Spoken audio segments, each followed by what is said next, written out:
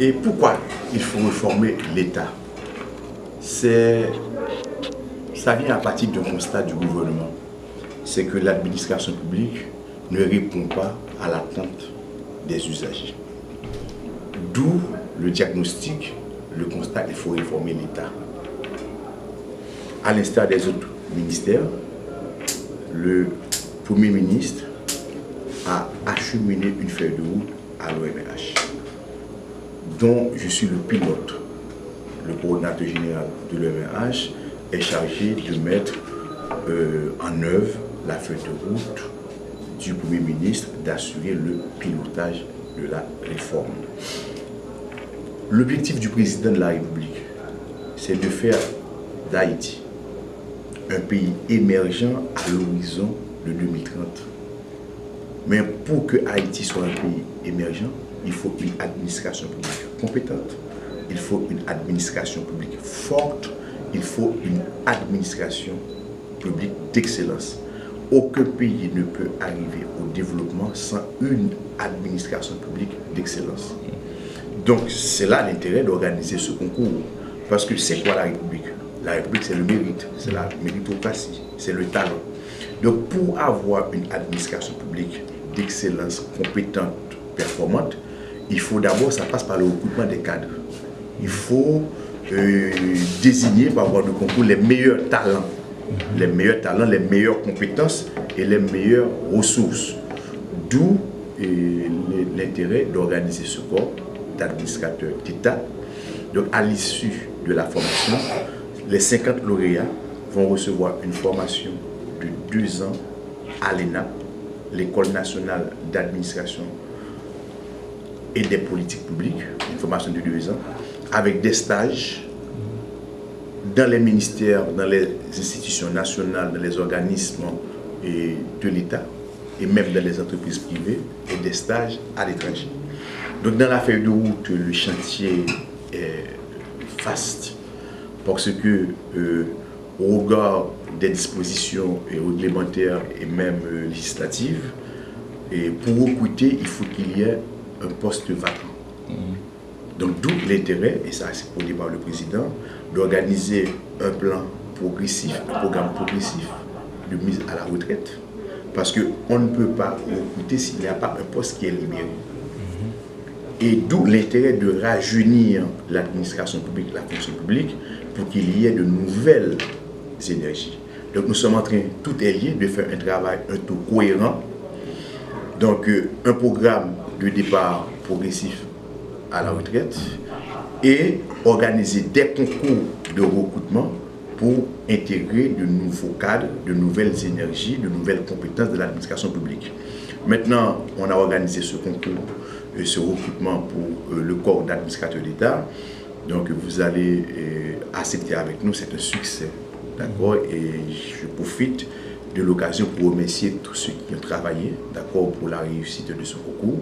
D'abord la volonté politique, d'accord, du président de la République et du Premier ministre, de l'ensemble du gouvernement, et les cadres de l'OMRH, les directeurs, les coordonnateurs, et la police nationale qui a apporté vraiment une contribution sans faille, et notamment les institutions qui ont désigné des membres pour former le jury. Parce qu'il faut savoir que le jury a été constitué à partir des membres du CESAF, qui est le Conseil supérieur de l'administration et de la fonction publique, et composé aussi avec des organisations très représentatives au niveau de la société civile, dont on a l'université, d'accord, qui a désigné un membre.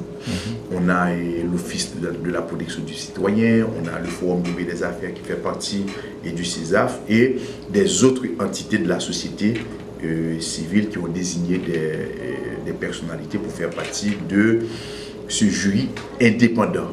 Donc vous allez voir, et je crois que le président vient de le rappeler, c'est que l'État haïtien, l'OMRH, n'a rien à voir avec le déroulement du concours, l'organisation, le choix des examens. Nous autres, nous sommes là pour apporter un appui, un apport logistique et participer aussi à l'organisation de ce concours. Dans la feuille de route du Premier ministre, on a de très grands chantiers. On est en train de finaliser le processus de classification des emplois et des effectifs, la planification des effectifs. Et on est en train de finaliser, de maîtriser la maîtrise de la masse salariale. On est en train de faire un exercice pilote au niveau de la restructuration des DRH avec 5 ministères pilotes. Et d'ici pour le nouvel exercice fiscal, on va essayer d'étendre cet exercice avec l'ensemble des ministères. Et on a un grand chantier aussi qui est le SIGRH, le système interministériel de gestion des ressources humaines. Voilà, donc le chantier est très vaste. Et d'ici la fin de l'année, sur instruction du président de la République, donc on doit présenter le plan et le programme de départ à la retraite de nos aînés. Voilà. Vous avez tout dit, coordonnateur général, mais permettez quand même que nous ajoutions que ce concours a été ouvert à tous les Haïtiens, qu'ils vivent en Haïti ou à l'extérieur. Tout à fait.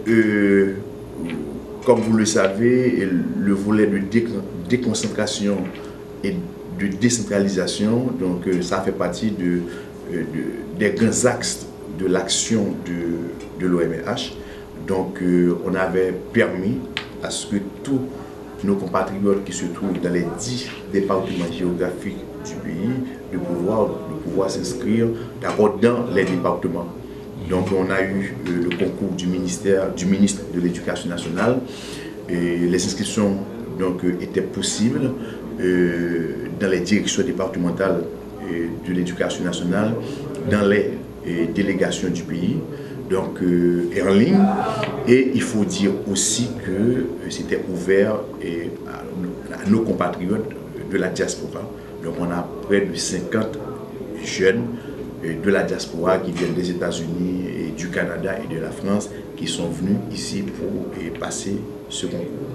Et le premier jour, je suis arrivé ici à 5h30 et il y avait déjà près de 200 personnes qui étaient là pour passer le concours, qui sont venus de tous les départements géographiques du pays. Donc ça veut dire que ça a été un grand succès et je crois que ça va dans le bon sens. On va continuer. Déjà c'est le premier concours pour le corps d'administrateur d'État. Et à la fin de l'année, on va organiser un autre concours. Ça va concerner les unités d'études et de programmation, parce qu'on va renforcer les unités d'études et de programmation des ministères via les directions générales pour qu'il y ait des cadres très compétents dans ce domaine. Après, on va aussi organiser un concours pour recruter pour le corps de délégation. On va créer un corps de délégation. Et au premier trimestre 2018, on va organiser un grand concours, mais cette fois-ci à l'interne, pour favoriser, dans le cadre de l'évaluation de la performance individuelle initiée à l'OMH. Donc il y a cette fiche qui est déjà adressée, acheminée à tous les ministères. Donc on va organiser un grand concours interne pour les fonctionnaires, pour permettre à un fonctionnaire de passer d'une catégorie à une autre, de l'échelon à une autre, d'un grade à un autre. Donc c'est-à-dire que celui qui est chef de service peut passer un concours, d'accord, à l'interne pour devenir directeur et directeur général adjoint, directeur général adjoint, ainsi de suite. Donc notamment favoriser la mobilité, mobilité entre les échelons, les grades et même les catégories. Donc on va faire ça. Parce que n'oubliez pas que la volonté du président, c'est de rajeunir l'administration et il y a pour voir comment on peut recruter plus de 12 000 jeunes pour intégrer l'administration publique, pour faire partie de la fonction publique. Mais vous allez comprendre facilement avec moi que ça ne peut pas se faire d'un coup. Il faut d'accord un programme progressif. Donc comme je vous dis, à chaque intégration, pour chaque intégration, il faut qu'il y ait un poste vacant. Donc on a un plan cohérent, mais il va y avoir d'autres concours dans les prochains jours. Voilà. Merci beaucoup, coordonnateur général. Ça a été un plaisir à moi de vous remercier.